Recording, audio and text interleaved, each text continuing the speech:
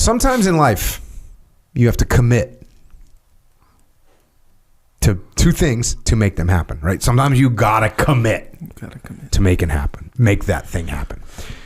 We hear this a lot, but you gotta be careful that you don't overcommit. All right. So I was training jiu-jitsu today.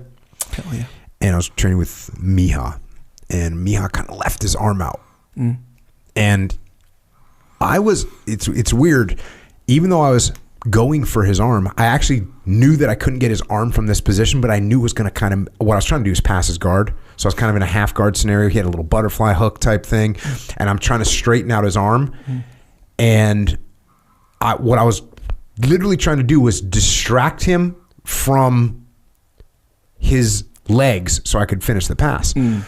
And I overcommitted in a real big way to his arm, and so I was off balance, and he swept me, got on top. And he actually got on top in a terrible position, got me. Here's the thing. There are many times in fighting when overcommitment is a problem. So if you overcommit to a strike, it's easy to get taken down. If you overcommit to a takedown, you can get tired. Or you can get elbowed in the head, right? Remember when that was happening for a little while? People were like on the single and people were just dropping elbows to the side of the head and knocking them out. Yes. You can overcommit to a submission. And now you're gassing out. We've seen that happen. Oh, I got the guillotine, I got the guillotine, I got the guillotine, I got the guillotine, I got the guillotine. They're out of the guillotine and I'm getting punched in the head. Yep. So in fighting, this is very common. It absolutely happens in fighting. It can happen in other things in life too. Obviously, in business, you can commit, you can overcommit to a product. We can make thousands and thousands of these things. They're going to sell. No, you didn't do a test. You overcommitted. You overcommit to some marketing. You spend a bunch of money on marketing. Overcommitment. You can overcommit to hiring people. You can overcommit and hire too many people. Like, we really believe in this department's expansion. And you hire a bunch of people, and now you're going backwards financially. So you got to watch out for it there. Relationships, clearly. It's going to happen in relationships where you put too much, you invest too much into one person, too much time into one person, too much trust into one person. You get swept. Even time, you can commit too much time to one thing or another thing or something else that doesn't give you a return on investment that you need from that pursuit. So there's all kinds of things where we can overcommit.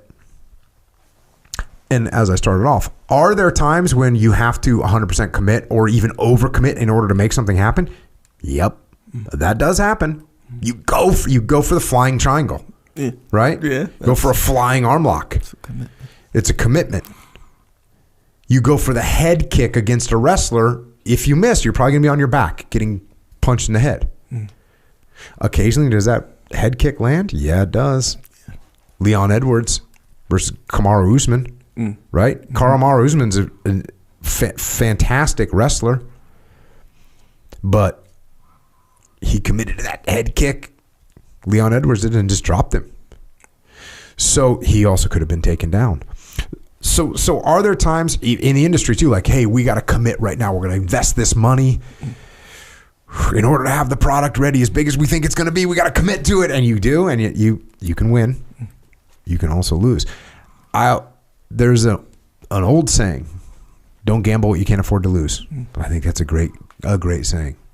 Don't gamble what you can't afford to lose.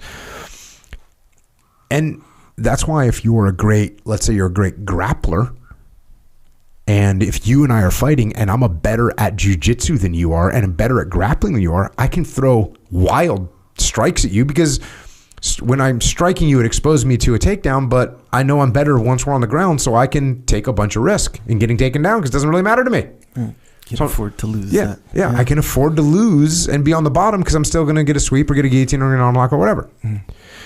So there are times when you need to commit a lot, but be careful that you don't overcommit. And I think it's just like jiu-jitsu.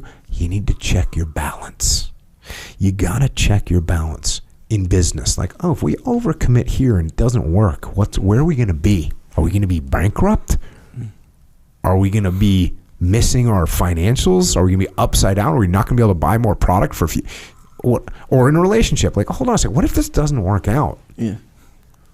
What if I'm putting all this trust in this person and they're not as trustworthy as I thought they were? So you need to kind of check your balance so that you don't get out of balance. So then if that thing that you have committed some resources to, if it doesn't work out the way you want, you're still okay. You don't get swept and get caught in a bad position. Make sure that you have a plan and do a risk assessment to make sure that if the commitment that you made doesn't work out, you don't fall and get crushed. And if you can do that, it'll make life easier for you.